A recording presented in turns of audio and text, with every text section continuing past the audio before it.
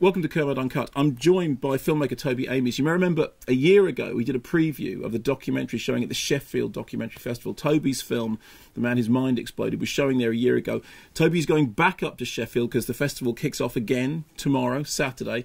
Toby, tell me about the subject. Well, the subject ostensibly is The Man Whose Mind Exploded, a gentleman with the name of Drako Oho Zar Hazar. The adopted name. Yes, yeah, also known as Tony Banwell, also known as Tony Kinner. He's got a very exotic biography, and that's kind of what initially attracted me to him, because he'd worked with Salvador Dali, he'd been in films with Derek Jarman and Gerard Malanga, Warhol's filmmaker. And you met him down in Brighton. Yes, yes, yeah. He's kind of a Brighton landmark. He's actually on Google Maps, in fact. You can see a picture of him in his cape. He's very extraordinary looking man. He's got sort of facial piercings, and he's in his sort of late 70s, bald, with a Dali type moustache, and wears a cape. So I was like, who on earth is that? What makes Drako special is that he's got very acute memory loss as a result of brain damage. And so he developed these sort of homegrown philosophies that allowed him to cope with the fact that he couldn't really remember who he was, or certainly what had just happened. He describes himself in the film as being in his 7th life. He says 2 suicide attempts, 2 breakdowns, 2 comas. Yes. Bonjour. So he has had an extraordinary series of accidents that have befallen him. But what comes across is that he's actually very happy with his lot, as portrayed in the film. Yes, initially I was worried because I thought there's this sort of thesis that he'd sort of hypnotised himself into happiness, that the use of the sort of mantras he has, and love also like, love it all, and trust absolute unconditional, and then life has its own validity, but one must make an effort. I think the way that he copes with the sort of the chaos of not being able to remember what just happened, and consequently not being able to conceive of what's going to happen, is he just, as far as he's concerned, he lives in a benevolent universe. The centre of the film, there's this title, that The Man Whose Mind Exploded, and when you go into his house, it's full of notes and pictures hanging off the ceiling, plastered to the walls. It does literally look like his, thoughts have exploded, and you're walking into his mind. Yes, an invitation into his home is an invitation into his mind. And you didn't dress that. That is what his house was genuinely like. No. I mean, there were instances where we'd knock things over, so we sort of dressed it in a negative sense, I suppose. But it was designed in 2 ways, I think. Principally, although Drake never discussed it in this way, I think it was designed to remind him of who he is, basically.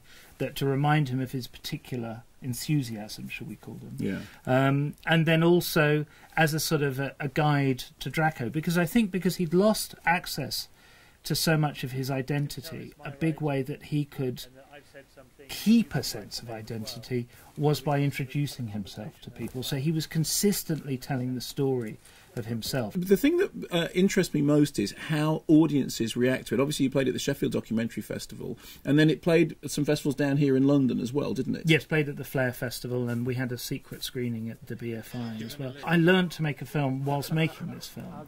So when watching it, certainly the first time I saw it on the big screen in Sheffield, it was like this, Mark, because so much of it looks terrible to me. I shouldn't be saying that. You mean aesthetically terrible? Aesthetically, it's because one of the big things in making the film was that there came a point where being Drako's friend and being Drako's carer and being available to Drako was much more important than lining up the shot. Absolutely, sure. So I bought a tiny camera that meant I could film stuff if necessary, but also didn't want to take my big rig because that would just get in the way and would get in the way of me seeing him. So there were bits that looked dreadful, but seeing it on the screen and then having this sort of, I wish it looked better and stuff, at the same time as feeling the reaction of the audience to it, made me realise that for me the job of a filmmaker is here. It's not there. No, absolutely. And again, I shouldn't be saying this, but we edited it in a shed in my garden, and Jim Scott, the editor, and I were, as we were putting it on the screen, everything is real in it, and all of the sort of action is chronological in it, so that we're not sort of messing around with the timeline. But we were very conscious about how we wanted the audience to feel, and it is a question of getting them to be initially fascinated and slightly shocked by Drako, but then, as I was, just become very concerned for him, but very admiring of him as well. From the point of view of people watching this who, maybe want to be filmmakers, some practical questions. How much in the end did it cost you to make the film? If you disinclude my time, Yes. if that's a word, I think probably under 75,000. Wow. Probably. And you've now got an arrangement whereby people are going to be able to see the film in Picture House cinemas. Yes. Without having a big distribution company around us has made it a lot more difficult, but also makes it a lot more independent. Did you look at other films for inspiration when you were making it? Yeah, principally two films. Sherman's March by Ross McElwee, which was the sort of first art house documentary I saw. And it's a bit meandering now, but it's intensely personal, very, very subjective.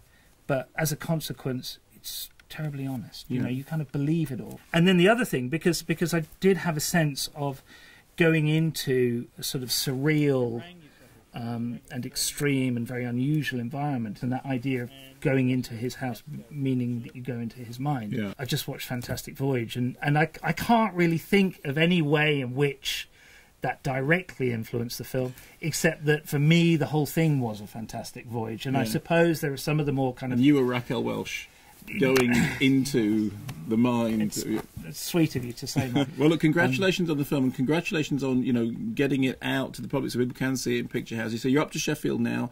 When can people see it if they want to check it out? So it starts in London and Brighton and Cambridge on June the 13th, and then the rest of the country on the Discover Tuesday strand, which is on July the 1st. Great. Well, congratulations. Thank you, Mark. Much appreciated. And I look forward to your next project. Cheers. My recording machine doesn't work in my head, so I mark things down if necessary. The three words that sit in my second coma: trust, absolute, unconditional. How does that work? Love.